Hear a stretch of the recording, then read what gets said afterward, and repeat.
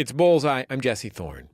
Kumail Nanjiani and Emily Gordon wrote one of my favorite movies of the year. It's called The Big Sick. You probably heard about it. It tells the true story of how the two of them got together, how Kumail balanced his Pakistani family's traditional attitude about marriage and love with his own, how Emily figured out that Kumail was the one, and how a nearly catastrophic illness brought the two closer together. If it sounds like a romantic comedy, it kind of is, but it's also messy and sweet and very honest. Kumail, who's a stand-up comic, plays himself in the movie. Emily is played by Zoe Kazan. In this scene from the beginning, the two of them meet for the first time. Kumail just finished a set on stage at a club. He goes up to Emily, and he's about to give her the business for heckling him. Hi. Hi. Hello. My name's Kumail. Yeah, we know. Yeah, we saw you before. Now that the niceties are out of the way, I have to tell you that when you yelled at me, it really threw me off, and you really shouldn't heckle comedians. It's so rude.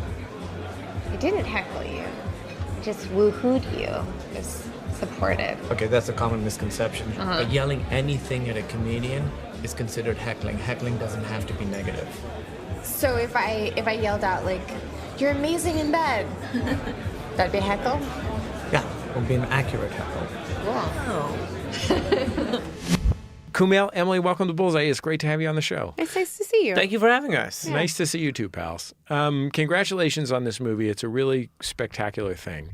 I think that one of the things that I was wondering as I was watching it was when someone says to you, you're talented, and I'm guessing they probably approached you, Kumail, because you're a famous person of a sort. Someone came to you and said, "You're talented. You should write a movie." And you said, "Okay, I'll write it about this incredibly personal, important part of my life with the main character named Kumail Nanjiani." Yeah. Why did you do that? Why didn't you just write, like, you're a passionate movie lover. Why didn't you write Gremlins 4? Oh, he tried. That was one of his pitches. Wait, are we skipping over Gremlins 3? Wait, I couldn't remember how many Gremlins there were. I would love to write Gremlins 3. I And like then the Gremlins idea. 4. I like the idea that we're writing Gremlins 4, which is a sort of speculative fiction film based on what if there already was a Gremlins 3. Yeah, there's a couple layers of abstraction. You have to, when the Gremlins 4 opens, the world is in ruins. So you're like, what the happened in Gremlins 3? And actually Gremlins 4, there are no gremlins in it. We're the Gremlins. Yeah, well, it turns out we're the gremlins, and it's just about a couple getting divorced, and from the perspective of their 8-year-old son. That Joe Dante's amazing. Yeah. It really turns things on their head. I think it was because I knew before I think Emily wanted to, I knew that I wanted to turn this thing that had happened to us into some kind of story. I sort of started like kicking around in my head the idea like, I think this is a pretty big, crazy thing that happened. It was very specific. Nobody else has this story. And I just felt like for me, it was like, you know, when there's a ketchup bottle and there's the gunk at the top, you got to like slam it and get it out before you can do anything else. That's how I felt this story was. That is for not me. a good description of this movie, though. We are not the gunk at the top of the ketchup. We are not. The bottle. movie is the gunk at the No, top. the movie isn't either. I mean, both of you had revealed your lives in your own ways. I mean, Kumail, you're a stand-up comic that is, you know, it's essentially an act of self-revelation in one form or another. And you had talked about your life to some extent. Emily, you were a writer and had written about your life publicly on the internet. Mm-hmm. But this is a different kind of thing. Like, you are really taking a risk even when you have full creative control in representing your life in this way. It must have been scary. I think it was a little scary at first. It was definitely more scary for me. And then as more people kind of came on to our team, I then started to see the kind of beauty in separating yourself from the story that you're telling and separating your own story from this story. Because this story is our story, but it's also Michael Showalter's story. It's also Judd Apatow's story, Barry Mendel's story, Zoe Kazan's. It's all everyone who was involved in making the movie. It kind of became their story. And that may sound corny, but that is actually what it is. So that helped me emotionally to kind of like, oh, this isn't just us. This has now become all of our story. We kind of become the face of it. Right. Because it did originally happen to us, but it's everyone's story. It's scary on a couple levels. One, you don't want to mess it up because it's your story. You get one crack at it and you want to do a good job of it. And then it's also scary because you do feel so naked and vulnerable to a lot of people. And we're in this weird position now where we want more people to watch it. So we want to feel naked and vulnerable in front of the biggest audience possible. Emily, you were a therapist before you were a screenwriter and producer. That's correct. Why did you quit? It's a very, very taxing career. And I specifically I was picking jobs and populations to work with that were very intense because that's what I like to do as a therapist. And I just found that it was very taxing. And after the events of this movie, where I became very sick, I just kind of found that I didn't have enough resources left to focus solely as much on my clients as I should have. And so I started feeling like I needed to find something else to do because I was burning out. Honestly, I was working with incredibly very severely mentally ill people at the time that I got sick, people with schizophrenia and all kind of a host of other things. And I remember after coming back from being sick, I had all these scars on myself and I kind of was very pale and I was much skinnier and I just was kind of looked sickly. And I had a couple of clients who thought that I'd been replaced. And then I had another client who was a little more kind of... what do you mean replaced? They thought I'd been... because they're very mentally ill, so they thought I'd been replaced with someone else, and they didn't trust me anymore. I get that. And then one who was pretty high functioning, and I was like, yeah, I was really sick, and he was like, oh, did a vampire bite you? You look really weird. And I was like, oh, yeah, that's right. Because the normal response when you're sick is for people is to be like, oh, my gosh, I'm so sorry. I hope everything's okay. But these are people who are struggling mightily with themselves. And so they don't have the resources to kind of take it easy on me. And I realized I kind of need someone to take it easy on me right now. And I don't think I'm as effective as I used to be. So I slowly started kind of detaching myself from being a therapist. It's still in my heart. It's still kind of in my blood, but it became hard for me to see clients after a little bit. When did you two start working together? Was the podcast before the show? I think it was. Yeah, so the two things we've done before this together were the podcast Indoor Kids, the video game podcast that we were talking about that you've been on. Yeah. And The Meltdown with Jonah and Kumail, which is the stand-up show that I produced that Jonah Ray and Kumail hosted. Why did you want to get involved in all that, Emily? I've always been a comedy fan. I mean, that's how we met, was that I was going to comedy shows. I've loved stand-up forever. And when we moved to New York together, our only social life, because we were broke and didn't know anybody and kind of didn't have anything else to do, I would work all day. I would come home and Kumail would then need to go to work. His work was open mics. So I just started going with him to open mics. And I went to so many open mics. And I am so sorry. I know, right? And it was kind of tragic and awful because you'd go into these, it'd be a sunny, gorgeous New York day, and then you're like, let's head into this basement for the next 5 hours. And that's what we would do. That's such an exaggeration. It was 6 hours usually. But in that basement, I started watching comedians' jokes kind of evolve, and I kind of just fell in love with it. And I fell in love with the process of creating comedy and creating a good space for comedy. And I kind of started nerding out about it. So I as soon as I got a chance to, I started producing a show in New York and then started working after I quit doing therapy. I started working in a comedy club as a very low-level grunt worker. Well, you had a good sense, when you would go to comedy shows, Emily would be like, this shouldn't be like this should be like this, the sound should be like this. You always had, every comedy show we went to, you knew why it wasn't a good comedy show. It's a bit like group therapy, comedy, any of that stuff. Anything where you have people together in a public space that need to come together as one. It needs to feel safe, but that within that safety, anything could happen. That's true for both therapy and comedy. And so I'd done a lot of group therapy, and I kind of, not that comedy is group therapy, but it is a similar thing that everyone's kind of coming together as one and needs to experience something as one. It's Bullseye. I'm Jesse Thorn. I'm talking with Kumail Nanjiani and Emily Gordon. The two co-wrote the movie The Big Sick. It's in theaters now. Kumail wrote the first couple of drafts of this movie. Yes, he wrote the first draft. Yeah. Yeah. When you read it, what did you think was missing from it? Oh my God. Oh, Jesse, how come nobody... Why are you going to make us do this? Oh my God, I've never asked you this. No, you haven't. I think the first draft that I read... Uh-huh. Oh God. No, it's fine. I can Go be ahead. honest, right? Yes, okay. please. It was very long and slightly surfacey, I'll say. And often... What does that mean? It was a little it didn't dive into any kind of intense conversations. It just was it kind of stopped and didn't do that. And I think you have such a great sense of putting jokes into things. It was such a funny script, but often the jokes would be like 3 pages of like jokes and then like a half a page of like, and then they have a talk and everything's okay. So I think you were still very scared making that first draft. It was the first draft. I know. That's why I feel terrible. I mean, if anybody critiques the first draft of anything, it's rough. It's always rough. You were still working through your fear about writing it, I think, in that first draft. And so you were going to what was comfortable for you and what's comfortable for character Kumail. All this stuff informed the movie of like, when stuff's uncomfortable, let's get some jokes in. So it was a very, very funny draft, but not a very kind of deep dive. That's not an uncommon thing for a comedian or a comedy person to use jokes to avoid engaging with deep emotion. I had actually never heard of it before. Right. And that's what happens in the movie a lot, you know. It's sort of, that's supposed to be the character's journey, is that whenever anything deep happens, he tries to make a joke, and it's him learning to engage with his emotions. What parts of this were you most scared to engage with, Kumail? For me, the stuff with my parents was difficult, and then the stuff with Emily's illness was difficult. Those were the ones that, specifically later in the movie when Emily's illness, it feels bleak.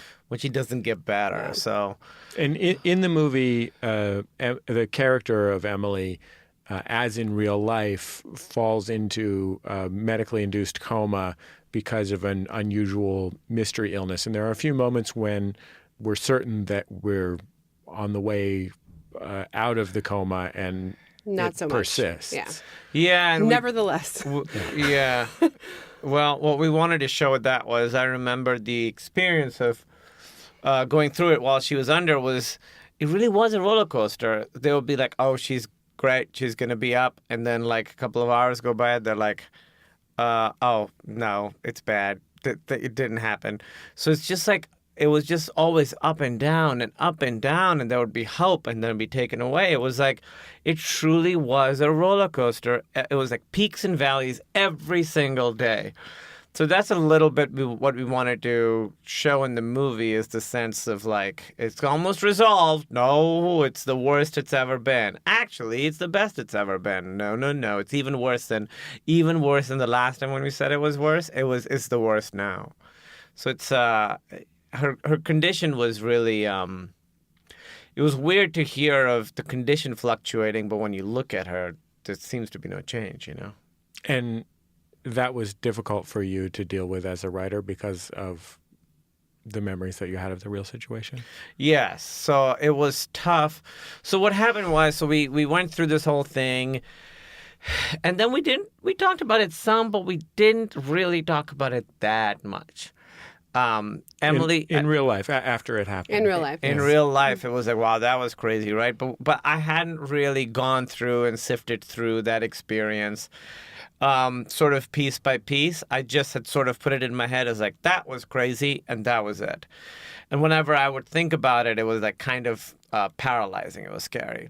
So the tough thing about writing this movie, one of the tough things, was having to like sort of literally try and remember every single thing, every single day, and what it felt like. And actually, if you just, what it felt like wasn't hard to conjure up. If you just thought of it, if I just thought of it, I would feel like I was back there. There's a beautiful moment in the movie where in the movie The Big Sick, your movie, where you, Kumail, as the character based on you, go to the gift store and buy an enormous giraffe. Yeah. I love that scene because it really was like the feeling was, you can't fix her, so you try and do other stuff. Like I remember her parents got like new curtains for her house and put up new curtains. And that's the kind of stuff that like her mom did laundry for her. It's like, because you can't really fix the problem, so you just sort of do the best you can, and it's beautiful, but it's also very desperate. Like the giraffe thing, I really like, because it really, to me, felt that's kind of how it felt like going through it, where you're like, the problem is, you can't fix the main thing. There's nothing you can do. You're not a doctor. You can't do it. So what do? You just go and buy a giant stuffed giraffe. That's all you can do. I will also say I did not actually receive a giant stuffed giraffe at any point in time. But you got a lot of flowers and I stuff. did. You're still holding on to that resentment. Still a little upset about the giraffe thing. I want to play a scene from The Big Sick, and my guests are Kumail Nanjiani and Emily Gordon, who co-wrote it based on their own life experience as a now married couple, then courting, as Emily went through a horrible health crisis. And Emily, the character based on you, is in a coma in this scene. It is like days after the two of you in the film have broken up.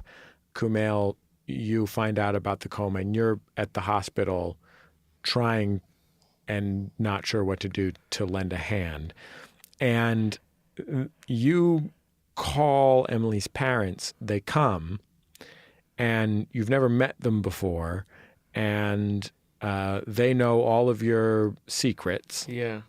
Because Emily has told them everything, which is a great contrast to your life, Kumail, where you have not told your parents that you're dating a white girl at all. Right. And you and the parents, Kumail, sit down together in the cafeteria. And we'll hear Ray Romano and Holly Hunter as Emily's folks. How's your sandwich? Best sandwich I ever had. Mine's good. Tuna's always a gamble, but, we're not by the water. Well, we are by the water. But it's a lake. There's no tuna in the lake. Whatever. I threw the dice. I got the sevens, I guess. Whatever the good dice number is. So, 9/11. I've always wanted to have a conversation about it with people. You've never talked to people about 9/11? No, what's your stance? What's my stance on 9/11? Oh, anti. It was a tragedy. I mean, we lost 19 of our best guys. Huh? That was a joke, obviously. 9/11 was a terrible tragedy. And it's not funny to joke about it. Mr. and Mrs. Gardner, please report to the ICU.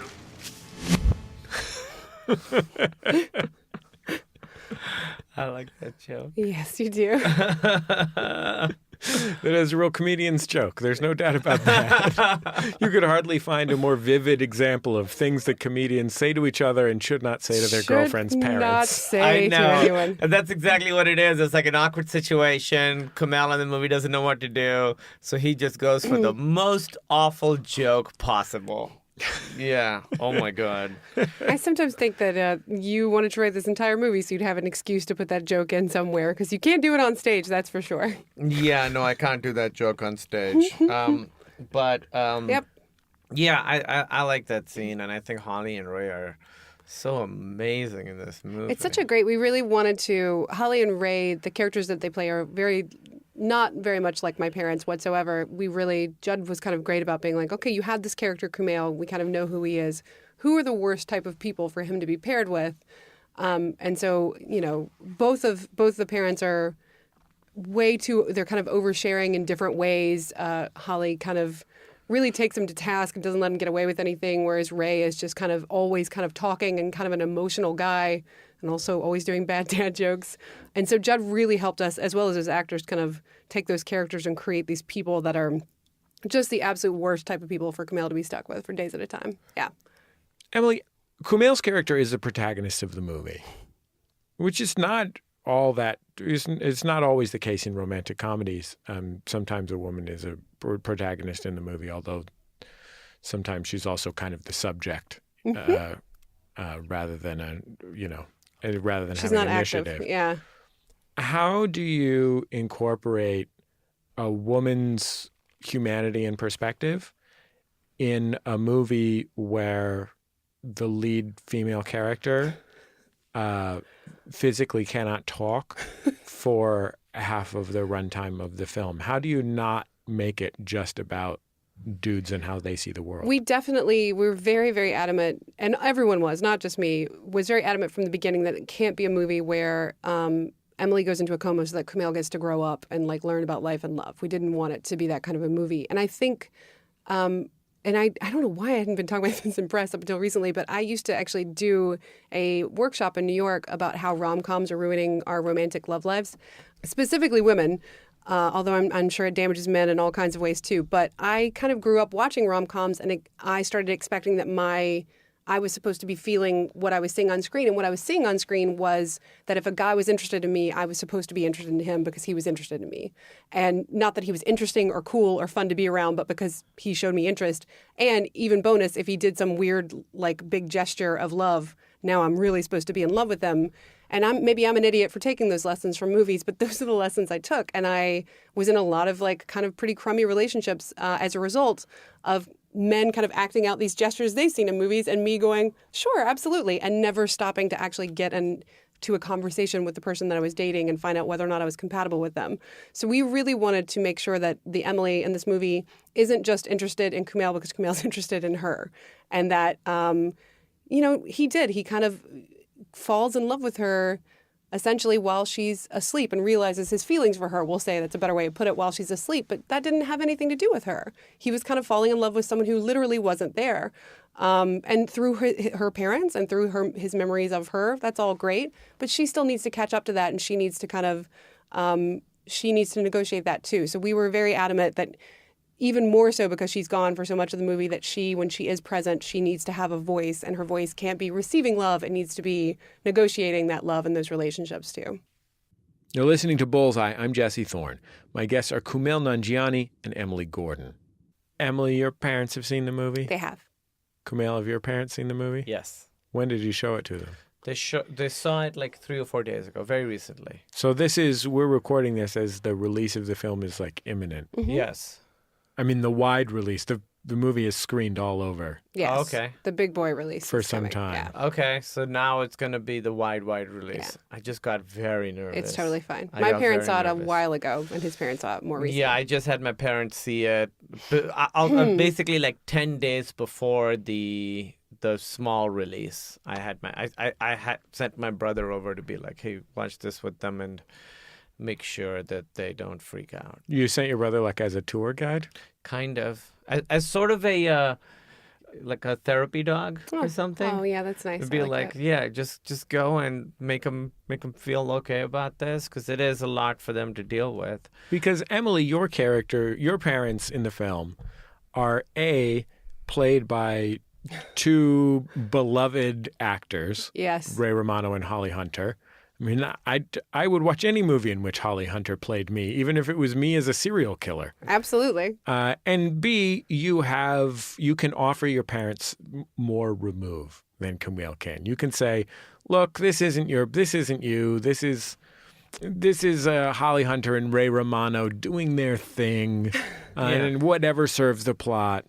Kumail, your parents in the film, you have less distance to offer them as an explanation. That's right. It's partially right. I mean, your father in the movie is a legendary Bollywood actor, and so he kind of brings he brings just as much Ray Romano flavor to that part as Ray brought to my father's part, I would say. Emily's father's part. Yeah, Sorry. yeah. But I did call my parents when we first got the film. When it looked like we were going to have the film made, I did call my parents and was like, hey, we're making a movie. It's based on this stuff. Here's where it's exactly like what happened. Here's where it's like you. Here's how these characters are different from you. They have different names in the movie, too, than in real life. So I sort of prepped them for it, and I told them every single thing. But it's still, I think, jarring to see. For us, it's still weird to see our lives on screen, and for them to see it and have nothing to do with the making of it. I understand that that's a very strange thing. I understand that very few people have that experience and are ready for that experience. Like suddenly they saw 2 hours of a version of their life on screen, and they had almost no hand in the creation of it. We're very lucky to have very smart and very wonderful and very warm parents, all four of them. Kumail and Emily, thanks so much for coming on Bullseye. Always great to see you guys. Thank you. You too. Thank you for having us. Kumail Nanjiani and Emily Gordon are the real-life married couple who co-wrote the new movie, The Big Sick, in which Kumail stars. It's about their courtship and particularly the part of their courtship where Emily was in a coma.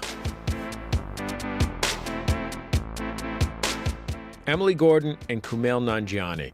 The Big Sick is in theaters all over now. Go see it. Kumail's stand-up album Beta Male, still great. Pretty much all of it is hilarious. You can give that a listen.